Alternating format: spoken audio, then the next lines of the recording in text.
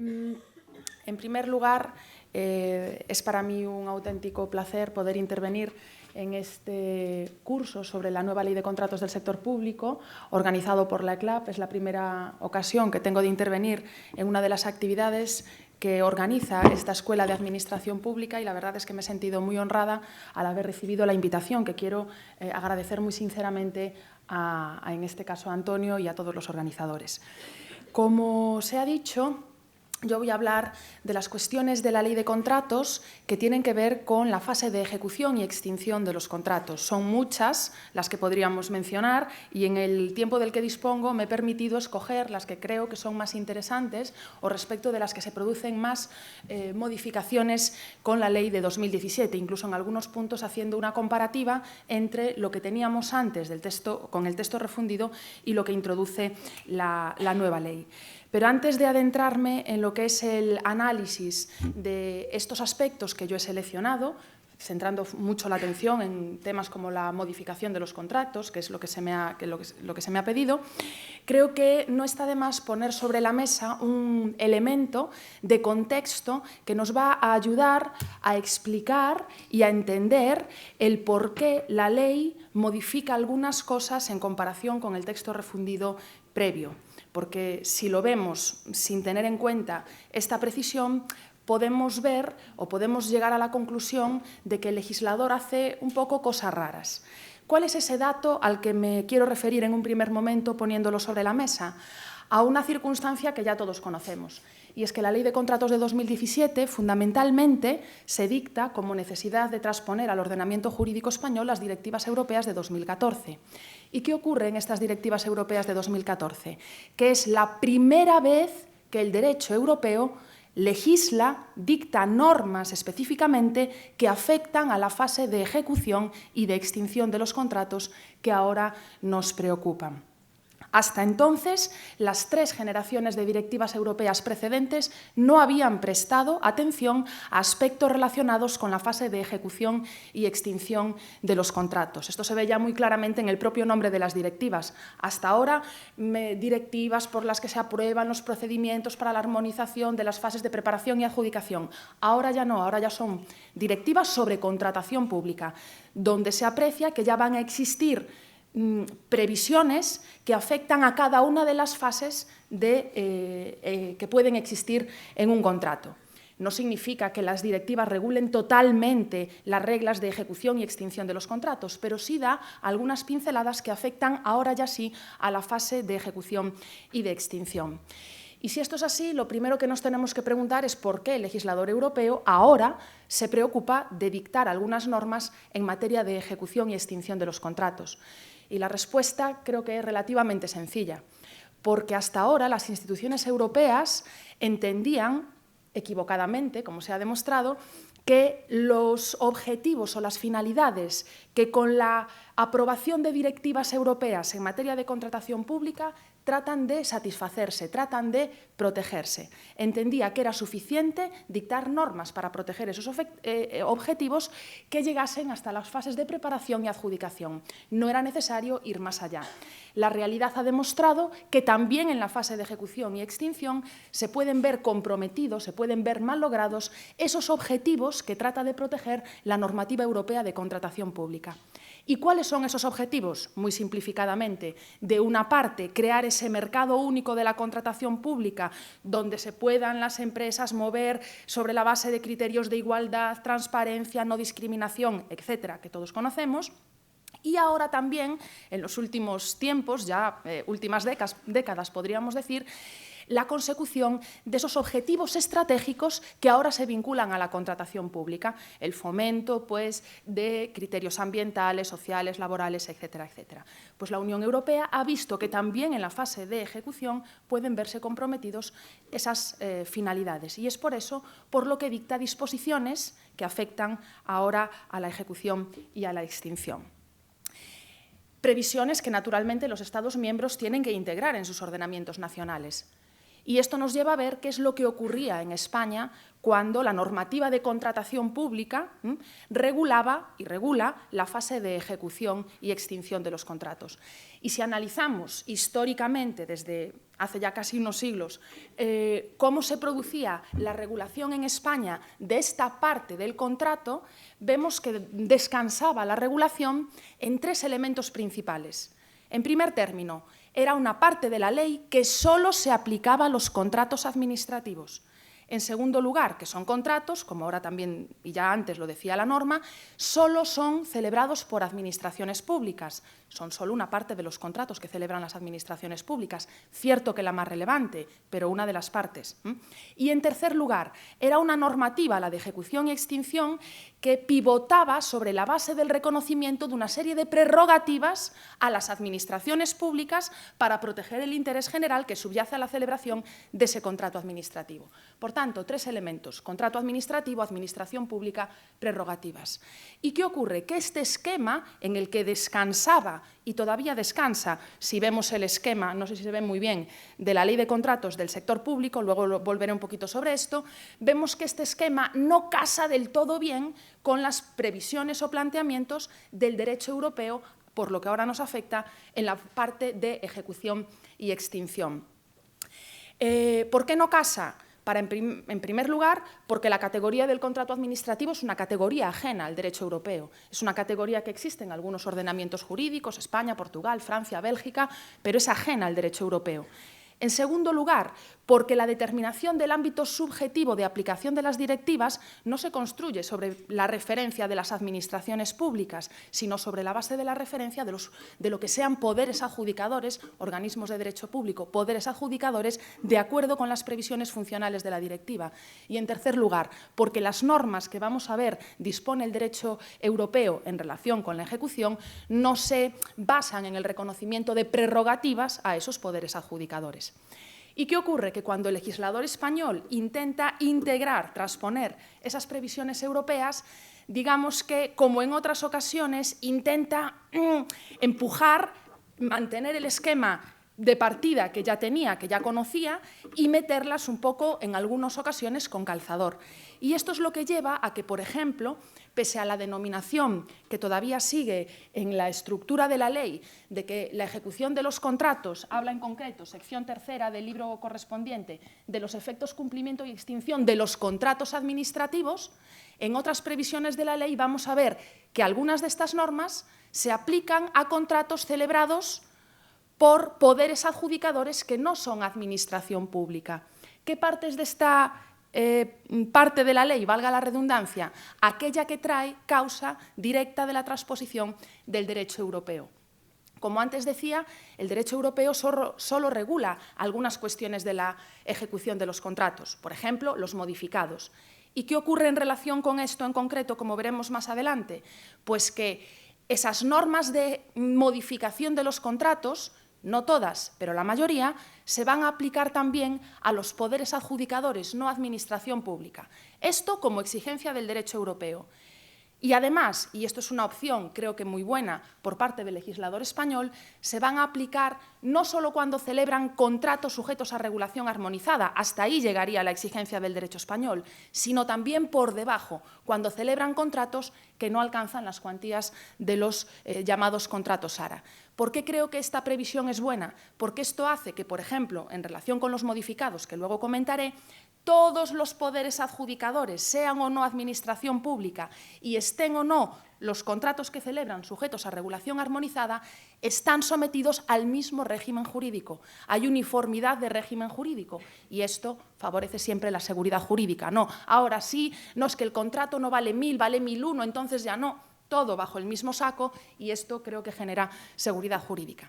Pero bueno, este punto de partida quería ponerlo sobre la mesa porque creo que nos va a dar unas pautas para entender el por qué también la ley en este punto está llena de remisiones, de unos artículos a otros, ahora esto sí, ahora esto no, porque trae causa de intentar acomodar lo que nos exige el derecho europeo a la tozudez de mantener nuestro esquema tradicional de contratación pública.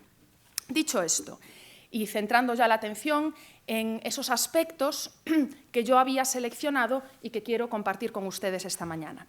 Empecemos por el principio, y el principio es ver cómo la parte que se refiere en la ley a la ejecución y extinción de los contratos, más o menos visualmente, a priori, digamos que es bastante semejante a lo que teníamos. Alude, al menos terminológicamente, en la titulación de las rúbricas, a efectos, cumplimientos y extinción de los contratos administrativos. Alude a prerrogativas de la Administración pública en contratación pública.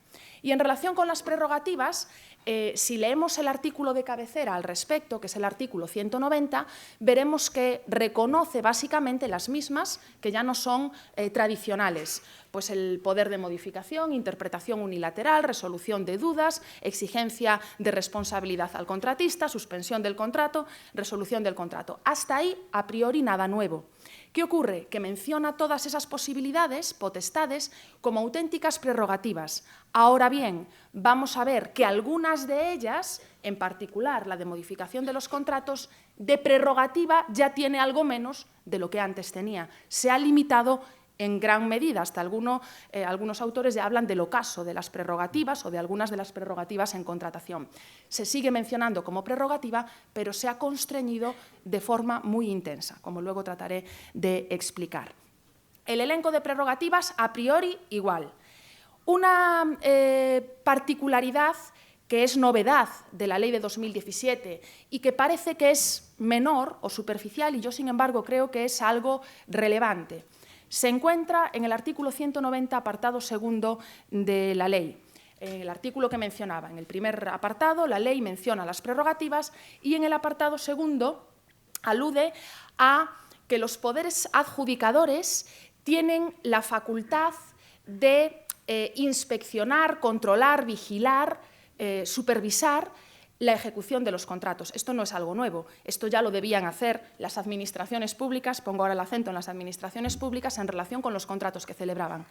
La contratación pública en España tiene muchas asignaturas pendientes, en algunas cosas vamos mejorando y yo creo que de un tiempo a esta parte la calidad de la contratación pública que se hace en España ha mejorado. Pero una de las asignaturas que tenía pendiente y que sigue teniendo pendiente es prestar atención a la verificación de que el cumplimiento de los contratos se realiza como se tiene que realizar. No se presta atención a la supervisión de la fase de ejecución del contrato.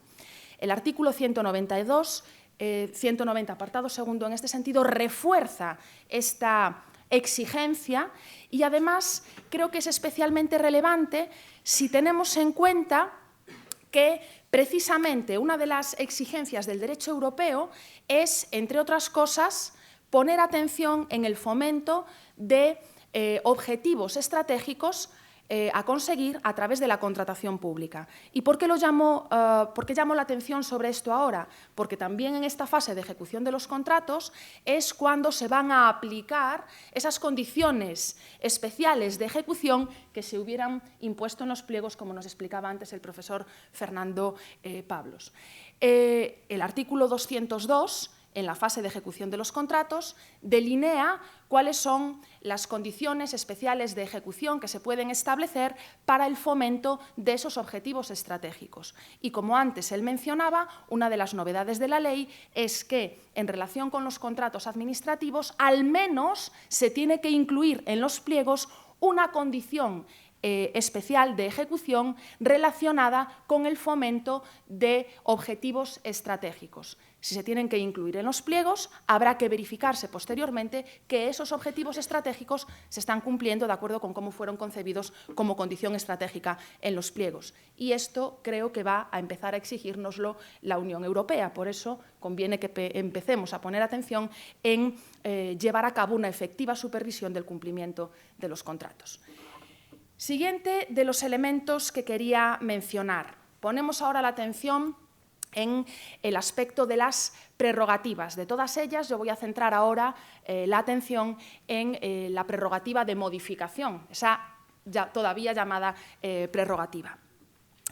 Vamos a ver cómo se ha limitado, como antes indicaba, y en segundo lugar vamos a ver cómo la posibilidad de modificación de los contratos ya no va a quedar restringida a las administraciones públicas, sino que esta parte de la norma, en relación con los modificados, van a poder, en buena medida, aplicarla también los poderes adjudicadores no administración pública. La única parte de esta regulación que no se les aplica tanto es lo que tiene que ver con el procedimiento, eso de solicitar el dictamen del Consejo de Estado, porque eso sí queda básicamente constreñido a los contratos administrativos. Pero en cuanto al alcance de los límites de las modificaciones, los artículos 203 a 205 sí que se les aplican. Bien, y para ver cuál es el cambio que se ha producido, creo que podemos tomar el punto inicial de referencia. ¿Y cuál es este punto inicial de referencia? Hacer una revisión de qué es lo que existía en nuestro ordenamiento jurídico. Y tradicionalmente en nuestro ordenamiento jurídico de la contratación pública, si analizamos las normas históricas, vemos que desde siempre se ha atribuido una potestad de modificación a las administraciones públicas de los contratos que celebraban. ¿Cuál era el fundamento de este poder, del reconocimiento de este poder? El interés general que puede subyacer a la modificación del contrato. Como hay un interés general, ¿cómo no va a poder la Administración modificar el contrato? Y era la única excepción, y no menor, a la regla que se suele considerar básica en la contratación en general, pública y privada, en la contratación en general, de inmutabilidad del contrato una vez perfeccionado. Esa regla de la inmutabilidad del contrato, una vez perfeccionado en el ámbito público, en teoría lo que busca es, en primer término, velar por el respeto de las reglas que se aplicaron para llevar a cabo la adjudicación del contrato y, en segundo término, velar por el respeto del contrato como ley entre las partes, como vínculo entre el ente que contrata y la entidad con la que contrata. ¿Y qué ocurría en nuestro ordenamiento jurídico? Pues ocurría, y esto ya lo puso de manifiesto hace ya bastantes años la profesora Orgue Baena en un espléndido trabajo acerca de las modificaciones del contrato administrativo de obras, que en nuestro ordenamiento jurídico, en realidad, el legislador no preveía ningún límite a la validez del alcance de las modificaciones que tenían que ver con el interés general que también existe en el mantenimiento de las reglas que se aplicaron en la adjudicación. Solamente establecía algunos límites desde la óptica de la consideración del contrato como ley entre las partes. ¿En qué se traducía esto? Voy a explicar esto teórico en una realidad práctica. ¿En qué se traducía esto? Se traducía en que si había una causa invocada por la Administración de interés general que hacía conveniente, entendía la Administración, modificar el contrato, podía hacerlo. Si esa modificación no superaba el 20% del precio de adjudicación del contrato, esta modificación era obligatoria para el contratista. Si la superaba, vínculo ley parte contratista, o sea, ente contratista, el contratista tenía la opción de resolver el contrato. Límites desde la óptica del contrato como ley entre las partes. Pero si no existía oposición por el contratista, ancha es Castilla, y nunca mejor dicho, ancha es Castilla, y podíamos llevar a cabo tantas cuantas modificaciones prácticamente quisiese la Administración, invocando un interés general, por supuesto. En conclusión, no existían límites desde la óptica del respeto de las reglas que rigieron la adjudicación, y es precisamente lo que intenta ahora poner sobre la mesa, que debemos respetar el derecho europeo. Ahora, como digo, el derecho europeo, en las directivas de 2014, regula las modificaciones contractuales. El legislador español incorpora esas exigencias en la ley de 2017. Pero se me puede decir, no sin razón, ojo, que ya el legislador español en el año 2011, a través de la Ley de Economía Sostenible, modificó mucho el régimen de los modificados. ¿Y por qué se hizo si Europa en aquel momento no regulaba los modificados contractuales que nos has dicho que empieza a modificarlo en el año 2014? Por una razón, porque es verdad que el legislador europeo no ha regulado como tal las modificaciones hasta las directivas de 2014, pero es también verdad que el Tribunal de Justicia de la Unión Europea, desde hace ya bastante tiempo, el punto de partida lo podemos localizar en una sentencia que seguramente conocen, la sentencia Succhi di Fruta, en el año 2004, empieza a dictar toda una jurisprudencia relacionada con las modificaciones contractuales en la que va sentando una sólida doctrina que es la que fundamentalmente acogen las directivas de 2014. Y la Comisión Europea vio tan gráficamente y tan evidentemente que el legislador español no tenía límites a las modificaciones límites que tuviesen que ver con el respeto de las reglas de juego en la licitación, que ya emitió un requerimiento al legislador español para que acomodase la normativa española a la jurisprudencia europea, y fue lo que hizo el legislador en el año 2011. ¿Qué es lo que, muy en síntesis, porque prefiero centrar la atención en las cuestiones de regulación de la ley de 2017, qué es lo que empezó a establecer el Tribunal de Justicia de la Unión Europea acerca de las modificaciones y que es acogido por la Directiva de 2014? Pues básicamente que las modificaciones pueden admitirse con cierta generosidad cuando están previstas en los pliegos. ¿Por qué? Porque si están previstas en los pliegos, nadie se llama engaños, ni los licitadores que participan, ni los potenciales licitadores que decidieron no participar. Nadie se puede llamar engaños porque después, durante la ejecución del contrato, el contrato se modifique por alguna de las circunstancias que estaban ya previstas en los pliegos. Esto lo dice el Tribunal de Justicia. A partir de ahí, el resto de modificaciones no previstas, muy limitadas, muy tasadas, solo por las causas específicamente previstas en las directivas, que tienen unas condiciones mucho más constreñidas para poder llevarlas a cabo. Esto es lo que en líneas básicas estableció el Tribunal de Justicia. Esto es lo que, de alguna manera, establece el legislador español en el año 2011, esto es lo que dicen las directivas y vamos a ver ahora cómo se modifican, porque también es verdad que el legislador de 2014, el legislador europeo, se aparta un poquito de la jurisprudencia del Tribunal de Justicia, no en gran medida, pero un poquito sí. Voy a centrar la atención en la regulación que hace la ley de 2017. La ley de 2017 llama ya la atención en la propia exposición de motivos acerca de la novedad que introduce en materia de modificados contractuales. ¿Cuál es la clave? La clave que ya está presente en nuestro ordenamiento desde 2011 es: ¿puede haber un interés general en la modificación? Sí, pero también hay un interés general en el mantenimiento de las reglas de juego de la licitación y por eso hay que armonizar ambos intereses. La regla de las modificaciones en la ley de 2017 se recoge en los artículos 203 a 207. Lo primero que llama la atención es la aplicación del ámbito subjetivo de aplicación de este régimen, que ya he comentado, y esto lo paso un poquito más por encima ahora entonces, que no solo se aplica a las administraciones públicas, sino a los modificados que en general puedan llevar a cabo poderes adjudicadores, sean o no administración pública. A partir de ahí, la Ley de Contratos reproduce el abanico de opciones para la modificación que recoge el derecho europeo, pero con alguna importante matización.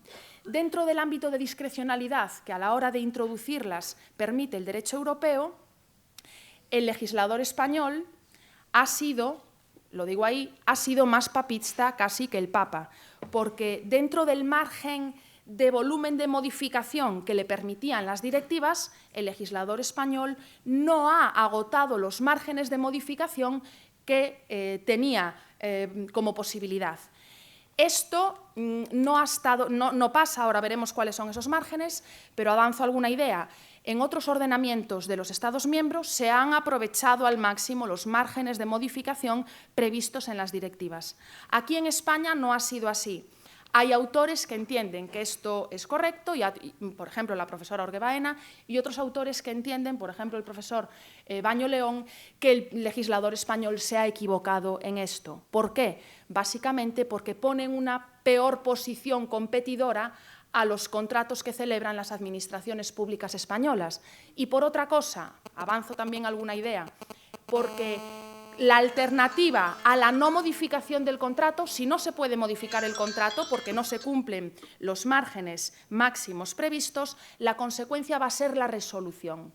Bien, y la resolución del contrato no es gratuita. La resolución del contrato en buena medida va a llevar aparejado el reconocimiento al afectado de un porcentaje de indemnización, ¿vale? Entonces, no es todo gratuito. Quizás aquí la limitación de los márgenes en cuanto a porcentajes de modificación en buena medida también se ha limitado, pues, por ejemplo, porque la Comisión Nacional de los Mercados y de la Competencia, en sus informes, aludía a que, bueno, es bueno la competencia, volver a licitar, etcétera, y eso está muy bien, pero no todo es promoción del principio de concurrencia. Hay otra serie de intereses, como es el buen uso de los fondos públicos, que hay que tenerlo también en consideración. Entonces, hay que buscar un cierto equilibrio. Bien. Yendo en concreto a los supuestos previstos de modificación en la norma. En primer término, aludía a que los tipos son los que contiene la directiva. Primera posibilidad, por tanto, las modificaciones previstas en el pliego. La modificación prevista en el pliego, como antes mencionaba, es una modificación que se admite con bastante generosidad, por la razón que antes indicaba. Nadie se puede llamar a engaños. Se conocen como modificaciones convencionales, por contraposición a las modificaciones no previstas en el pliego, que son los casos tasados previstos legalmente. No hay ningún inconveniente en utilizar la denominación de modificación convencional, pero, ojo, no significa esto que cualquier cosa que podamos poner en el pliego como que puede dar lugar a la modificación en la fase de ejecución sea admisible. No por el hecho de que esté previsto en el pliego una posible modificación va a ser admisible. También se exige que esa previsión en el pliego de las modificaciones cumpla con una serie de requisitos. ¿Cuáles son estos requisitos? Y aquí hay una novedad en la ley de 2017, que es mucho más detallista a la hora de regularlo, que el pliego ha de establecer exactamente los supuestos, de manera clara, precisa, inequívoca, la situación de hecho que puede dar lugar a la modificación, el procedimiento que ha de llevarse a cabo para verificar la modificación del contrato. Es decir, un mini régimen jurídico aplicable a cada una de las modificaciones. Si no se contiene esto, por mucho que haya una previsión en el pliego genérica acerca de el contrato se podrá modificar por las circunstancias, eso no vale, está previsto en el pliego, pero eso no es correcto. Sería un supuesto de anulabilidad del pliego, de acuerdo con lo que ahora establece el artículo 40, apartado A de la Ley de Contratos del Sector Público. ¿Cuáles son, por tanto, los requisitos a los que se somete esta primera posibilidad de modificación? La previsión clara, específica, concreta, con ese mini régimen jurídico, y después también la ley establece como novedad dos límites importantes. En primer lugar, que las modificaciones por esta causa no podrán superar el 20% del precio total de adjudicación de ese contrato. Aquí tenemos que entender, podemos entender, que ese 20% es por modificación. A diferencia de los otros supuestos que vamos a ver de modificaciones no previstas, en los que la ley alude a que esos porcentajes tienen que ser aislada o conjuntamente, en relación con este supuesto no lo establece. Y el entender que no lo establece nos permite considerar que es por modificación. Y, por otra parte, esto también es acorde con el derecho europeo, porque el derecho europeo no establece limitaciones porcentuales a esta posibilidad. Esta posibilidad de limitación del 20%, al máximo del 20%, se introdujo en la ley por una enmienda que presentó en su día el Grupo Parlamentario Podemos. Yo, en concreto, en particular, en relación con este punto, entiendo el miedo que existe a los modificados por los abusos que se han hecho en España, pero creo que aquí nos hemos autolimitado un poco excesivamente. Es una previsión que antes no estaba y que se introdujo en sede parlamentaria. El segundo límite que se establece como posibilidad para la aplicación de este tipo de modificación es que cualquiera que sea la modificación no puede alterar lo que ahora llama la directiva naturaleza global del contrato. La referencia a la naturaleza global del contrato es una referencia que está en las directivas, que no era propia de la jurisprudencia europea en esta materia y que es un concepto jurídico indeterminado que a veces es difícil de concretar. En todo caso, aquí el legislador español da una serie de pautas acerca de lo que, por una parte, no se considera que altera la naturaleza global del contrato y, por otra parte, lo que sí siempre se considera que se altera la naturaleza global del contrato. ¿Qué es lo que no altera la naturaleza global del contrato? Pues, por ejemplo, la sustitución de alguna unidad de obra o de alguna unidad de suministro por otra. Sustituciones de pequeña entidad, se entiende. ¿Y qué es lo que sí altera la naturaleza global del contrato? Pues la alteración de los tipos contractuales. Obviamente, si yo comienzo celebrando un contrato de servicios y hago una modificación y acabo teniendo un contrato de obra, eso parece que no tiene nada que ver lo adjudicado con lo posteriormente ejecutado. Segunda de las tipologías, las modificaciones no previstas en el pliego. La ley española, en línea con el derecho europeo, dispone de manera rotunda que si no se ha previsto en los pliegos una modificación, Esta es absolutamente excepcional. Solamente se puede dar en los casos tasados previstos en la ley. ¿Y cuáles son estos casos tasados? Son 3. La realización de prestaciones complementarias, ¿ves? Ahí mejor dicho, pongo ahí en el slide prestaciones complementarias, digamos que la terminología clásica española me ha podido, serían prestaciones adicionales, ahora con la nueva terminología, prestaciones adicionales, que es lo que sí se corresponde con lo que conocemos tradicionalmente como prestaciones complementarias, la realización de modificaciones por circunstancias imprevisibles y las modificaciones no sustanciales. Son estos 3 supuestos tasados. En relación con esta segunda posibilidad de las modificaciones no previstas en el pliego, la Ley de Contratos de 2017 recupera una referencia que era clásica también en nuestro derecho, en el sentido de que entiende que si esa modificación no prevista en el pliego, pero que puede realizarse porque cumple los límites, no alcanza al 20% del precio de adjudicación del contrato, va a ser obligatoria para el contratista. No lo será en caso contrario, porque en ese caso podrá el contratista optar por la resolución del contrato. Este porcentaje de obligatoriedad para el contratista no se prevé para las modificaciones previstas en el pliego. Podemos entender que el hecho de que estén previstas ya hace que el contratista las tenga que conocer y las que se tengan que realizar serán obligatorias para él. Por eso este límite solamente afecta a las modificaciones no previstas en el pliego. Y, lógicamente, de los 3 supuestos que ahí están mencionados, va a afectar a los 2 primeros, a las prestaciones adicionales o complementarias y a las modificaciones imprevisibles. ¿Por qué? Porque vamos a ver luego que las modificaciones no sustanciales ya no pueden alcanzar el 20%, solo pueden alcanzar el 10% o el 15%, dependiendo del tipo de contratos a los que afecten. Por lo que se refiere a las prestaciones adicionales, esta es una de las novedades de la ley, al menos desde el punto de vista conceptual, porque ahora se tienen que canalizar como modificaciones del contrato, lo que antes daba lugar a la celebración de un nuevo contrato para llevar a cabo esas prestaciones complementarias. Ahora no, ahora se trata de llevar a cabo una modificación en el contrato originariamente celebrado. No es que no se pueda hacer igual que antes, pero la perspectiva conceptual cambia. No es un nuevo contrato, es una modificación del contrato vigente. Para que la modificación por esta causa pueda darse, han de concurrir 2 requisitos. En primer lugar, que, como digo, como se quiere ver como excepcional, primero, que no sea posible celebrar un nuevo contrato porque se pueda acreditar la existencia de causas técnicas o económicas que lo dificulten o lo hagan inconveniente. Aquí hay que ser restrictivos a la hora de interpretar esto. Dificultades técnicas que pueden existir para entender que no puede celebrarse un nuevo contrato. Pues, por ejemplo, todo lo que tiene que ver con la compatibilidad de las prestaciones, que las prestaciones que pueda realizar un contratista que sea distinto al que está ejecutando el contrato originario, pues den problemas de compatibilidad a la hora del uso de las prestaciones. Problemas económicos, que bueno, pues haya un coste absolutamente inabarcable para la Administración si se celebra un nuevo contrato. Aquí la propia ley, para evitar tentaciones, nos alude a que no se podrá entender que es un motivo para aplicar esta causa de modificación el hecho de que haya algún inconveniente o que sea costoso desde el punto de vista procedimental el poner en marcha un nuevo procedimiento de contratación. En fin, creo que era algo evidente, pero el legislador no hace mal en dejarlo ahí meridianamente claro.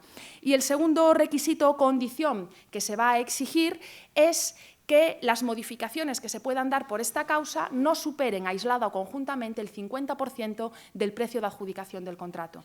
Aquí, nuevamente, el legislador español ha sido más restrictivo que lo que podía haber sido, porque el derecho europeo permitiría que por modificación por esta causa se pudiese alcanzar el 50% del precio de adjudicación del contrato. Aquí no, aquí es 50% en total, en una única modificación o en múltiples modificaciones.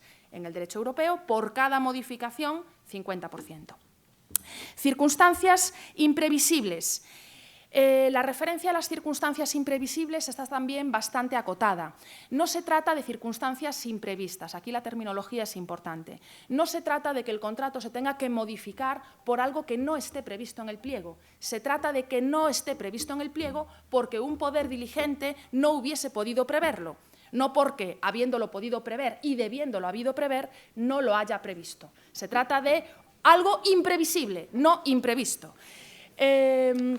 Y en ese sentido, bueno, ya estaba, esa es una cuestión que ha dejado meridianamente claro la jurisprudencia, que de alguna manera ya estaba latente en el texto refundido, y aquí las limitaciones para poder modificar el contrato por esta causa son dos. En primer término, la de siempre, que no se altere la naturaleza global del contrato, y en segundo término, nuevamente restringe el porcentaje máximo al que pueda ascender la modificación por esta causa, fijándolo también en el 50% de las modificaciones que aislado o conjuntamente se puedan realizar. Nuevamente aquí el legislador español no abarca todo el porcentaje de modificación que le hubiese dejado el derecho europeo. Modificaciones no sustanciales. Las modificaciones no sustanciales son, como su propio nombre indica, pues lo que se entienden modificaciones de menor trascendencia. Aquí el legislador europeo, muy en línea con el derecho, el legislador español, muy en línea con el derecho europeo, establece las limitaciones que pueden darse. En primer término, que la modificación no puede admitirse si introduce condiciones que, de haber figurado en el pliego, hubiese significado que el contrato se hubiese adjudicado a otra entidad.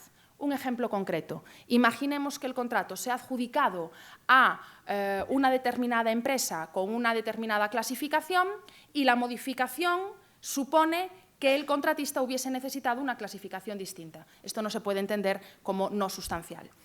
En segundo lugar, que la modificación altere el equilibrio del contrato en beneficio del contratista. También es un límite a la admisibilidad de este tipo de modificaciones.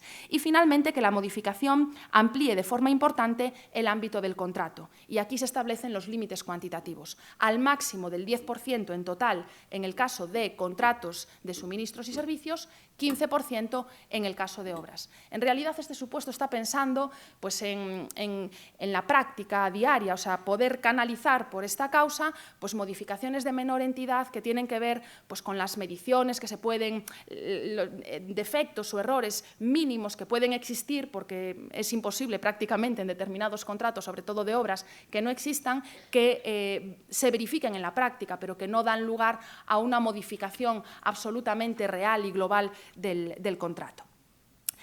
Desde el punto de vista procedimental, y aquí voy a ir bastante rápido, la referencia a las exigencias para llevar a cabo las modificaciones pues no se han alterado realmente tanto. Quiero llamar la atención básicamente al hecho de que ese aspecto procedimental es lo que, digamos, menos se tiene que aplicar a los poderes adjudicadores y sí que queda constreñido a los contratos administrativos. No se exige siempre audiencia del contratista, no se exige dictamen del Consejo de Estado para el caso de las modificaciones previstas en los pliegos, ya están previstas, no hay problema, y se exige dictamen del Consejo de Estado del órgano consultivo equivalente de la comunidad autónoma en el caso de que haya oposición del contratista y en el caso de que la modificación supere el 20% del importe inicial de ejecución de adjudicación del contrato para los contratos que superen los 6 millones de euros, es decir, que las modificaciones superen el 1.200.000 euros. Un aspecto importante, también novedoso, muy novedoso en relación con las modificaciones contractuales y creo que muy positivo, es el hecho de que se exija la publicidad de las modificaciones, porque esto, como bien seguramente explicará el profesor Carlos Aymerich posteriormente, pues de alguna manera evita tentaciones, favorece que no se produzcan pues, prácticas corruptas o prácticas por lo menos irregulares en la contratación pública y que, además, conocida que se ha producido una modificación del contrato, quien no esté de acuerdo y lo conozca y hubiese participado en la licitación podrá, porque ahora es una novedad también, recurrir interponiendo el recurso especial en materia de contratación siempre que ese contrato admita ese recurso. Por eso, el hecho de que se publiquen las modificaciones contractuales es un avance. Recuerdo, si el contrato está sujeto a regulación armonizada, tiene que publicarse en el DOUE, si no en el perfil del contratante, en el plazo máximo de 5 días desde que se adopta la resolución. Y como novedad, bueno, por supuesto, en esa publicidad no solamente tiene que publicarse la resolución, sino también el informe que se hubiese elaborado por el servicio jurídico, las alegaciones del contratista, etcétera, etcétera, etcétera. Y es importante también que ahora las modificaciones, en el caso de que el contrato pueda ser sometido a recurso especial en materia de contratación, también las modificaciones de los mismos pueden llevarse por esta vía. Ojo, no significa que cualquier modificación pueda ser objeto de recurso especial. Si hay una divergencia de pareceres entre el contratista y la Administración sobre el quantum, la cuantía concreta a pagar, etcétera, esto no puede ser objeto del recurso especial. El recurso especial en esta causa queda limitada a la concurrencia o no de los límites establecidos en los artículos 203, 204 y 205. En fin, son estos algunos de los aspectos que quería comentar en relación con las modificaciones. Y paso a hablar de otro de los elementos fundamentales que tiene que ver con la fase de ejecución de los contratos. Luego me referiré a algunas cuestiones, quizás un poco telegráficamente, que tienen que ver con la subcontratación, que tienen que ver con la cesión del contrato, las penalidades, pero creo que es mejor ahora centrar el discurso en otro aspecto respecto del que ha habido también algunas novedades, como es el que alude a la resolución de los contratos. Las novedades que hay en cuanto a la resolución de los contratos. Perdón, que me he pasado en la enumeración. Aquí está. La ley de 2017 parte de lo que ya partía el texto refundido, que los contratos se pueden extinguir o bien por el cumplimiento o bien por la resolución. Sigue indicando que el cumplimiento se produce cuando se realiza la totalidad de las prestaciones, y aquí escora la cosa un poquito a favor de la Administración, a satisfacción de la Administración.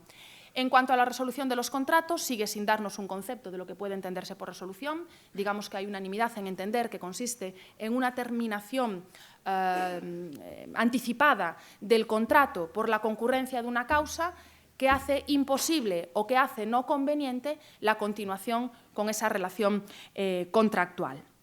Y al igual que antes, sigue regulando unos supuestos de resolución generales, ahora lo hace en el artículo 211, y por consiguiente aplicables a la totalidad de los tipos contractuales que ahora regula la ley, 5, obra, suministro, servicios, concesión de obra y concesión de servicios. Lo digo para que quede claro que el contrato de gestión de servicios públicos ya esos 5 tipos contractuales. Y al margen de esto, a la hora de regular pautas específicas para esos 5 tipos contractuales, establece para cada uno de ellos, en su caso, alguna causa de resolución específica. Yo ahora voy a ir centrando la atención sobre todo en las causas generales de resolución. Alguna referencia al final a alguna causa aplicable a algún tipo en particular lo haré, por ejemplo, al rescate de las concesiones. Novedad en la ley de contratos. Una cuestión importante. Estas causas previstas en el artículo 211 únicamente se aplican a los contratos administrativos, salvo una.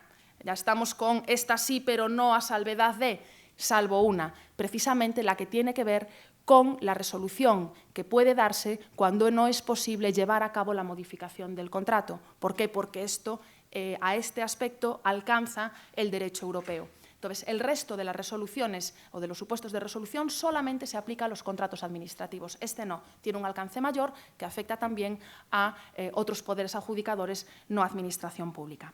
Novedad de la ley de 2017, novedad relativa, ha positivizado una regla que, digamos, estaba ya muy afianzada en la jurisprudencia de lo contencioso administrativo, que cuando existan distintas causas por las que se puede resolver un contrato, habrá de aplicarse aquella causa que ha aparecido en primer lugar. Esto era una regla con la que se venía funcionando y que había sentado la jurisprudencia, ahora la Ley de Contratos de 2017 la positiviza. Luego veremos algunas de las causas que son las que suelen aparecer en primer lugar.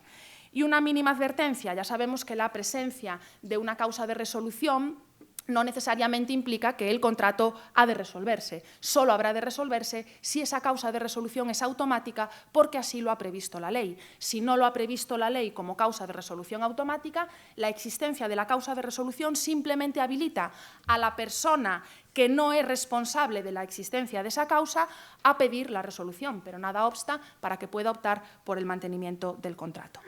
En relación con los supuestos en concreto, mencionados en los artículos, bueno, en concreto, los supuestos se mencionan en el artículo 211 y los artículos 212 y 213 aluden a los efectos. Voy a ir explicándolo un poco simultáneamente para que quede más claro.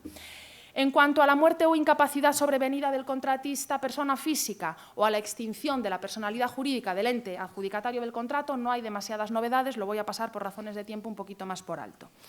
En relación con la declaración del concurso o la declaración de insolvencia en cualquier otro procedimiento. La más notable, la más relevante, y la hemos visto mucho, lamentablemente, por la crisis, que de alguna manera todavía tiene algunos coletazos, es la declaración del concurso. La declaración de concurso sabemos que se inicia cuando el juez de lo mercantil dicta el auto en el que declara que una entidad está incursa en concurso de acreedores. Y es a partir de ese momento, a partir de la existencia de ese auto, que la Administración tiene la posibilidad de optar por la resolución del contrato. Esa posibilidad, en el texto refundido de la Ley de Contratos, finalizaba a partir del momento en el que ese concurso entraba en la fase de liquidación. En ese momento terminaba esa posibilidad de optar o no por el mantenimiento del contrato y la Administración tenía que resolver el contrato. Una novedad de la Ley de 2017 es que incluso, aunque el concurso haya entrado en fase de liquidación, la Administración puede optar por mantener el contrato vigente. El Consejo de Estado, cuando dictó el informe al anteproyecto de ley de contratos en su día y se pronunció sobre este aspecto, pues no le pareció inconveniente cambiar la regla de la forma que acabo de decir. Sí reflexionaba un poco en el informe, en el dictamen, que quizás sea difícil de entender que una Administración opte por mantener en esas circunstancias el contrato vigente. Pero el propio órgano, el propio Consejo de Estado, daba alguna idea de cuándo puede existir alguna causa para el mantenimiento del contrato en esas circunstancias. Pensemos en contratos que están próximos ya a terminar. La resolución del contrato siempre genera complicaciones procedimentales, en fin. Si el contratista es capaz de prestar las garantías complementarias que se le van a exigir, puede resultar mejor para el interés general mantener el contrato y no resolverlo. Bien. En cuanto a las garantías adicionales que sí va a tener que prestar en el caso de que la Administración opte por el mantenimiento del contrato el contratista, la ley no las cuantifica del todo, las pormenoriza, pero las deja excesivamente abiertas. ¿Cuáles van a ser estas? En primer lugar, va a tener que prestar una garantía complementaria de al menos el 5% del importe de adjudicación del contrato, al menos. No fija la ley tope máximo y además se le va a exigir el depósito de una cantidad en concepto de fianza que quedará constituida como cláusula penal para el caso de incumplimiento final del contrato. Aquí el legislador hubiese podido ser un poquito más concreto y no dejar tan indeterminadas las cuantías exigibles. Hay una novedad en la ley y es que en 2017 el legislador no ha previsto las consecuencias aparejadas, los efectos aparejados a la aplicación de esta causa de resolución. En concreto, desaparece la referencia que antes hacía el artículo 225, apartado cuarto, del texto refundido, que aludía a que solo se acordaría la pérdida de la garantía definitiva cuando el concurso de acreedores hubiese sido calificado como culpable. Se entendía que si el concurso de acreedores era calificado como fortuito, no se exigiría, no se incautaría la garantía definitiva. Además, en el caso de que se pudiesen acreditar daños y perjuicios, esto no lo establecía la ley, pero era como se venía interpretando, si el concurso había sido calificado como culpable, se podrían exigir daños y perjuicios, y si el concurso había sido calificado como fortuito, entonces no. Aquí la ley de 2017 no solo no aclara esas otras partes que no establecía el texto refundido, sino que nos deja huérfanos de cualquier referencia acerca de los efectos aparejados a esta causa de resolución. Quizás en la práctica se siga funcionando como hasta ahora, pero la ley no lo contempla como tal. Se establece en el artículo 71 de la ley como posible prohibición para contratar la existencia de, o que el contratista hubiese incurrido en una resolución contractual cuando el concurso hubiese sido calificado como culpable o en su día hubiese solicitado una declaración de concurso voluntario. Y se mantiene una posibilidad de que si procede la resolución por esta causa, el contratista, si así está previsto en el pliego, pueda ceder el contrato a un tercero. Y en estos casos, esto es una posibilidad prevista de cesión del contrato en el artículo 214, y en este supuesto no se exigen los límites a los que con carácter general se somete esa cesión del contrato. ¿Cuáles son estos límites? Pues que el contrato hubiese sido ejecutado en al menos el 20% del precio de adjudicación, o en el caso de los contratos de concesión, que se hubiese ya llevado a cabo la explotación de al menos una quinta parte del tiempo. En este caso no se exigiría.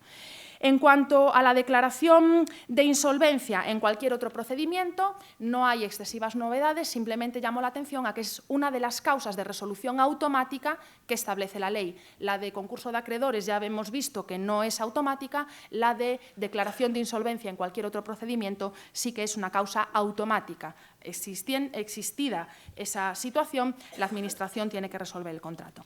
Por lo que se refiere al mutuo acuerdo entre la Administración y el contratista, tampoco es una causa muy frecuente de resolución, solamente se puede dar, obviamente, cuando no exista otra causa de resolución imputable al contratista y siempre que no contravenga el interés general.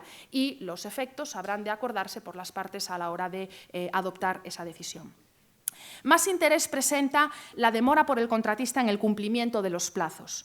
Como sabemos, el contratista está obligado a cumplir el contrato en el tiempo fijado, en el tiempo total y en los plazos parciales que se hubiesen establecido. Esta es una ruptura del contrato muy frecuente. Es más, es una ruptura que normalmente aparece junto con otras circunstancias que por sí mismas podrían dar ya lugar a la resolución del contrato. Y lo que ocurre es que cuando existen esas complicaciones en la ejecución del contrato, el incumplimiento que primero aparece es el de la satisfacción de las prestaciones en los tiempos previstos. Y por eso, ahora, más claramente con la regla del artículo 211 que mencionaba, normalmente cuando existen esa pluralidad de causas, el contrato se acaba resolviendo por demora del contratista en el cumplimiento de los plazos. Ojo, el artículo ahora 211 ya no se refiere solo, como antes, a que el incumplimiento de los plazos por el contratista puede dar lugar a la resolución del contrato, es decir, posibilidad para la Administración, sino que cuando se dan unas condiciones que ahora establece el artículo 211, esta causa de resolución se convierte en una causa de resolución automática. En todo caso, dice el precepto, se aplicará la causa de resolución esta cuando se produzca el retraso injustificado sobre el plan de trabajos establecido en el pliego o en el contrato en cualquier actividad por un plazo superior a 1/3 del plazo de duración inicial del contrato. Cuando esta circunstancia se da, esta causa pasa a ser una causa de resolución automática. Aquí hay que hacer una matización. Estamos hablando de incumplimiento de los plazos por el contratista, pero no cualquier incumplimiento de los plazos da lugar a la aparición de esta causa de resolución. Solo los incumplimientos de los plazos imputables al contratista. Cuando no son imputables al contratista, lo que suele suceder es que la Administración le concede un plazo de tiempo al menos igual que el que tenía para llevar a cabo esa prestación, o uno menor si el contratista entiende que lo puede hacer en menos tiempo. Y también es importante, cuando se dan estas circunstancias que pudieran dar lugar a la resolución del contrato, la Administración puede optar por no resolver el contrato e imponer un tipo de penalidades legales, a las que ahora se refiere el artículo 193. En relación con esta penalidad legal del artículo 193 no existen excesivas novedades, lo único que hace el legislador en el año 2017 es actualizar las cuantías, que antes aludía a 0,20 céntimos de euro por cada 1.000 euros de importe de adjudicación del contrato, y ahora lo actualiza a 0,60 céntimos de euro por cada 1.000 euros de importe de adjudicación del contrato. La ley de 2017, tampoco lo hacía el texto refundido, no se refiere específicamente a los efectos que lleva aparejado esta causa de resolución. Sí se vienen aplicando y se vienen entendiendo que se aplican los propios del incumplimiento culpable del contratista, es decir, incautación de la garantía definitiva y exigencia de daños y perjuicios en el caso de que existan. Como novedad menor, se ha suprimido la referencia superflua a que entraría dentro de esta causa de resolución también el incumplimiento del plazo de inicio de la ejecución de los contratos en los expedientes tramitados por la vía de urgencia. Era absurda porque, digamos, que podía verse subsumida en la causa general de resolución. En cuanto a la demora del pago por parte de la Administración, también la voy a pasar porque no plantea excesivas novedades. Sí las plantea el incumplimiento por el contratista de sus obligaciones contractuales. Aquí el punto de referencia lo marca la naturaleza de la obligación incumplida. No cualquier incumplimiento de una obligación por parte del contratista origina la posibilidad de aplicar esta causa de resolución, solamente de las obligaciones esenciales. Aquí quiero recordar que el artículo 112 de la Ley de Contratos de las Administraciones Públicas del año 1995 fue la que estableció por primera vez que las obligaciones incumplidas para aplicar esta causa de resolución tenían que ser obligaciones esenciales. ¿Cuál era el problema? Que hay que discriminar e identificar cuáles son esenciales y cuáles no. Y la ley no decía nada al respecto. Aquí el texto refundido ya sabemos que llevó en su día a cabo una modificación esencial en el sentido de entender que serían obligaciones esenciales aquellas que el pliego concretase. En la práctica, ¿qué pasaba? Que muchas veces los pliegos no concretaban adecuadamente las obligaciones esenciales y, por ejemplo, no establecían como obligación esencial el cumplimiento de la prestación principal del contrato. La ley de 2017 mejora un poquito esto en el sentido de que ya ex lege determina que es obligación esencial el cumplimiento de la obligación principal. Y a partir de ahí sigue dejando al pliego a que establezca otras obligaciones que pueda considerar como esencial. Aquí se puede dar algún problema porque con esa falta de definición de los pliegos, a veces, en ocasiones, puede suceder que obligaciones que impone la propia ley, los pliegos no las conciben como esenciales y, bueno, pues tenemos un problema. Imaginemos que se realiza una subcontratación sin seguir el trámite adecuado previsto en la ley. Pues es un incumplimiento, yo creo que esencial. Si el pliego no dice nada, pues, bueno, el hecho es que la jurisprudencia viene mayoritariamente interpretando que se puede considerar obligación esencial y, por tanto, llegar a aplicar la causa de resolución. La ley de 2017 ha mejorado algo de esto, pero podía haber sido todavía más contundente.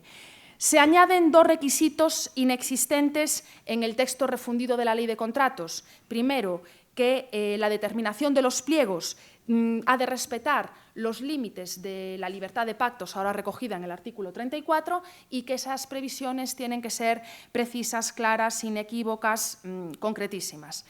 Y una referencia fundamental, aunque me pasen unos minutos muy poquitos, en relación con esta causa, llamo la atención a algo que antes comenté, que el artículo 202 alude a la necesidad de establecer al menos una condición de ejecución de las que se prevén para perseguir fines estratégicos y que esas condiciones de ejecución se pueden considerar en los pliegos como condiciones esenciales del contrato, cuyo incumplimiento podría dar lugar a la resolución del mismo.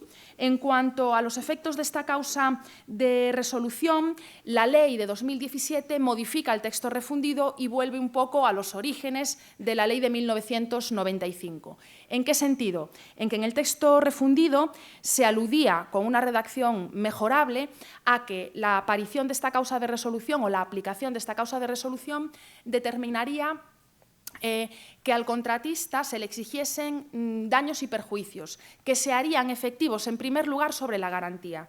Si la garantía no era suficiente, se le podían exigir más daños y perjuicios.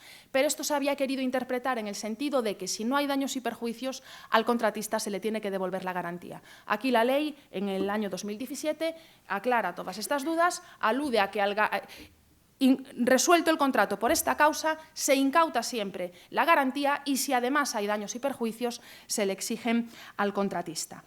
La aplicación de esta causa de resolución puede llevar aparejada también el establecimiento de una prohibición de contratar para el contratista. Ya estaba establecido, esto no es una novedad.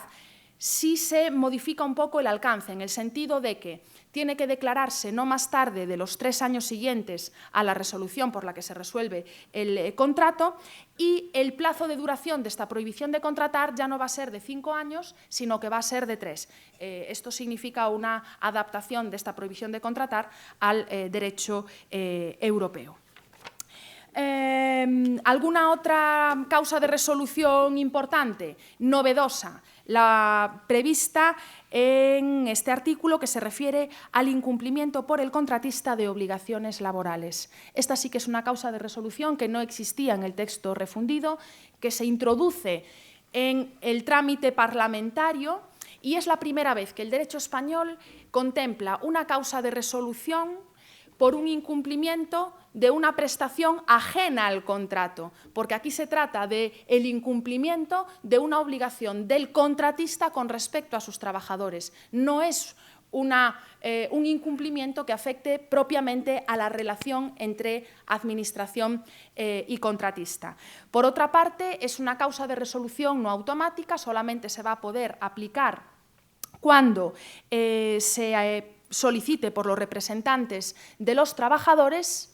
Este es el punto de partida para poder aplicar esta causa, salvo que se trate de un contrato de trabajadores afectados en los que procediera a la subrogación de conformidad con el artículo 130 de la ley y el importe de los salarios adeudados por la empresa contratista supere el 5% del precio de adjudicación, porque en este caso sí que el órgano de contratación puede aplicarla automáticamente.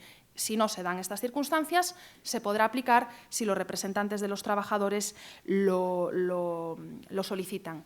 No se regulan los efectos de esta causa de resolución. Recuerdo, se introdujo en trámite parlamentario. Digamos que se introdujo la causa, estupendo, pero podría concretarse también, debería haberse concretado alguno de los efectos. Y en cuanto al procedimiento de resolución, llamo simplemente la atención a que hay una novedad.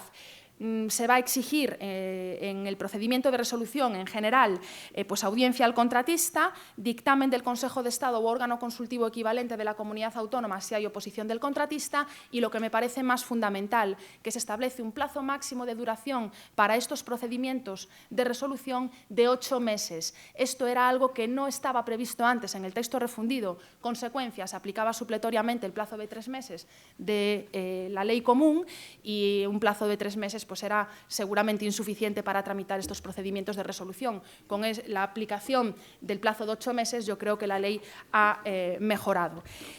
Y bueno, si queréis, comento alguna cosa sobre subcontratación, penalidades. En materia de subcontratación hay también novedades importantes, por ejemplo, que se eliminan los límites máximos y mínimos exigibles, se confía mucho más en los pliegos, adquieren importancia a la hora de regular la admisibilidad de las subcontrataciones, y se pone mucho el acento en que la Administración ha de controlar los pagos a los subcontratistas, e incluso que el contratista no puede renunciar a los derechos que tiene reconocidos como subcontratista desde el punto de vista del cobro, y que incluso se puede, y esto no está en los artículos de la ley, sino en una disposición ahí medio escondida de estas disposiciones transitorias, creo que es la 51, que alude a que en los pliegos se puede prever que la Administración puede abonar directamente el precio que no abone el contratista. En fin, algunas otras cosas podría mencionar. Si es necesario y hay alguna cuestión que resulte de interés, se me comenta y yo encantada de hacerlo. Muchísimas gracias.